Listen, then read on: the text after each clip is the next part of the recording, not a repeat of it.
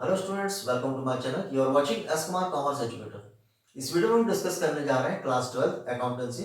Very important topic हम discuss करने जा रहे हैं cash flow statement. Previous video में हमने कैश फ्लो स्टेटमेंट का इंट्रोडक्शन पोर्शन कंप्लीट किया है। कौन कौन सी मेथड है, डायरेक्ट एंड इनडायरेक्ट मेथड जो आपके सिलेबस में है वो है इनडायरेक्ट मेथड है। और कैश फ्लो स्टेटमेंट तीन एक्टिविटीज से बनाया जाता है। कौन कौन सी? Operating activity, investing activity and financial activity. So previous video हमने डिस्कस किया है, इस वीडियो में हम उसको आगे कंटिन्यू करने जा रहे हैं।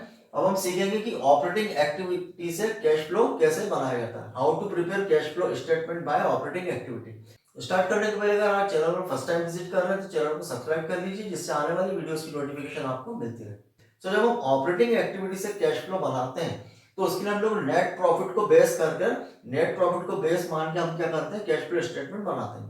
कैश फ्लो का मीनिंग ये होता है कि कैश बिजनेस में, एंटरप्राइज में कैश का इनफ्लो एंड कैश का आउटफ्लो। बिजनेस में या एंटरप्राइज में जो कैश का इनफ्लो होता है और कैश का आउटफ्लो होता है उसको रिप्रेजेंट करने के लिए जो स्टेटमेंट होता है उसको हम बोलते हैं कैश फ्लो स्टेटमेंट।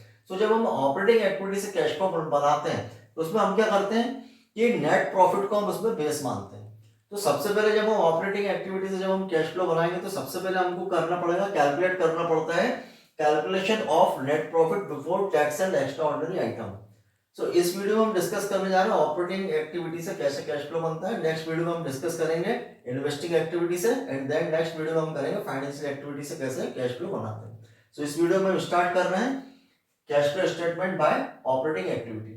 सो जब हम ऑपरेटिंग एक्टिविटी से कैश फ्लो स्टेटमेंट बनाते हैं तो उसमें सबसे पहले हमको कैलकुलेशन क्या करना पड़ेगा, calculation of net profit before tax and extra ordinary item. क्या हमें कैलकुलेट करना पड़ेगा, कैलकुलेशन ऑफ नेट प्रॉफिट। हमें कौन सा प्रॉफिट चाहिए, नेट प्रॉफिट। कौन सा नेट प्रॉफिट? बिफोर टैक्स, जो टैक्स का पहले का, एंड एक्स्ट्रा ऑर्डिनरी आइटम। और उसमें जो एक्स्ट्रा ऑर्डिनरी आइटम है उसको हम क्या करेंगे, उसका हम एडजस्टमेंट करेंगे। उसके बाद जो नेट प्रॉफिट आएगा उसके बेस पर हम क्या करेंगे, कैश फ्लो स्टेटमेंट हम बनाएंगे। तो सबसे पहले हम इस वीडियो में सीखते हैं कि net profit before tax and extra ordinary item को कैसे कैलकुलेट करते हैं। तो उसका यहाँ पर प्रोफार्मा है। प्रोफार्मा क्या है कि सबसे पहले हम क्या करेंगे, आपको 2 इयर्स का आपको प्रॉफिट गिवन होगा क्वेश्चन में। आपको क्वेश्चन में 2 इयर्स का प्रॉफिट गिवन होगा तो उसमें हम क्या करेंगे, क्लोजिंग बैलेंस से ओपनिंग बैलेंस को माइनस करके क्या निकालेंगे, नेट प्रॉफिट। आपको 2 इयर्स की बैलेंस शीट रहेगी। 2 इयर्स की बैलेंस शीट में हम क्या करेंगे, क्लोजिंग बैलेंस में से ओपनिंग बैलेंस को माइनस करेंगे और क्या निकालेंगे, नेट प्रॉफिट। सबसे पहले निकालेंगे net profit for the year. कैसे निकलेगा, difference between closing balance, opening balance in statement of profit and loss. क्या करेंगे हम, net profit for the year. कैसे निकालेंगे, डिफरेंस बिटवीन, किस किस का डिफरेंस रहेगा, closing balance minus opening balance in statement of profit and loss. जो आपका नेट प्रॉफिट आएगा क्लोजिंग बैलेंस में से ओपनिंग बैलेंस को माइनस करने के बाद वो सबसे पहले हम निकालेंगे।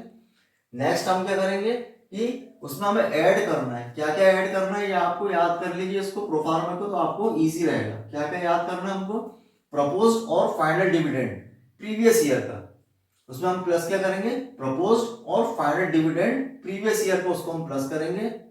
Interim dividend paid during the year, उसको भी हम क्या करेंगे, प्लस करेंगे। ट्रांसफर टू जनरल रिजर्व, उसको भी प्लस करेंगे। Provision for tax during the year, उसको भी हम क्या करेंगे, प्लस करेंगे। एंड अगर कोई एक्स्ट्रा ऑर्डिनरी एक्सपेंसेस है, अगर आपको क्वेश्चन में गिवन है एक्स्ट्रा ऑर्डिनरी कोई एक्सपेंसेस हो तो हम क्या, उसको भी हम क्या करेंगे, प्लस करेंगे। Extra ordinary item debited as expenses, अगर extra ordinary item debited expenses आपको गिवन है तो उसको हम क्या करेंगे, उसको हम प्लस करेंगे। और हम माइनस किसको करेंगे, इनकम टैक्स रिफंड। अगर इनकम टैक्स रिफंड है तो उसको हम क्या करेंगे, उसको माइनस करेंगे। देन अगर आपको कोई एक्स्ट्रा ऑर्डिनरी इनकम अगर आपको गिवन है, extra ordinary item credited as income, अगर एक्स्ट्रा ऑर्डिनरी इनकम अगर आपको गिवन है to statement of profit and loss तो उसको हम क्या करेंगे, माइनस करेंगे। और इतना एडजस्टमेंट करने के बाद जो वैल्यू आएगी वो क्या होगा, आपका net profit before tax and extra ordinary item. Then फिर हम इसमें आगे क्या करेंगे, आगे उसको कंटिन्यू करेंगे कैश फ्लो को। तो सबसे पहले हम समझेंगे calculation of net profit before tax and extraordinary item. So यहाँ उसका प्रोफार्मा है, इसी पर बेस हम एक क्वेश्चन करते हैं तो आपको समझने में आसानी रहेगी। और एक दो क्वेश्चन आप और करेंगे तो आपको इजीली समझ में आ जाएगा कि how to calculate net profit before tax and extraordinary item. So let us see the solution of question. So from the following information calculate net profit before tax and extraordinary items. आपको information given है, हमें क्या calculate करना है, net profit calculate करना before tax and extraordinary items. So सबसे पहले आपको इन्फॉर्मेशन गिवन है, ओपनिंग एंड क्लोजिंग बैलेंस आपको गिवन है सरप्लस का, surplus balance in statement of profit and loss opening and surplus balance in statement of profit and loss closing. तो आपको दो बैलेंसेस गिवन है, ओपनिंग एंड क्लोजिंग बैलेंस आपको surplus का given है।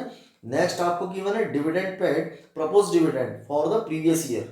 प्रीवियस ईयर का आपको डिविडेंड पेड गिवन है ₹36,000, interim dividend paid during the year 45,000, transfer to reserve 50,000, provision for tax आपको गिवन है 75,000, रिफंड ऑफ टैक्स गिवन है 1,500, loss of inventory due to fire 1 lakh, insurance claim receive for above loss कितना है 50,000।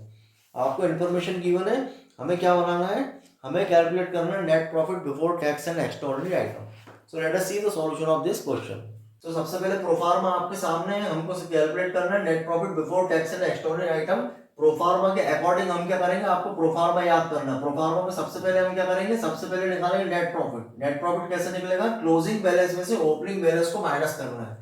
Closing balance से opening balance को minus करने के बाद जो आएगा वो वैल्यू हम यहाँ लिखेंगे नेट प्रॉफिट। देन उसमें ऐड क्या क्या करेंगे, प्रपोज्ड और फाइनल डिविडेंड प्रीवियस ईयर का, और ऐड करेंगे interim dividend paid during the year, transfer to general reserve उसको भी ऐड करेंगे, प्रोविजन फॉर टैक्स को भी ऐड करेंगे, और कोई एक्स्ट्राऑर्डिनरी अगर एक्सपेंसेस हो तो उसको भी प्लस करेंगे।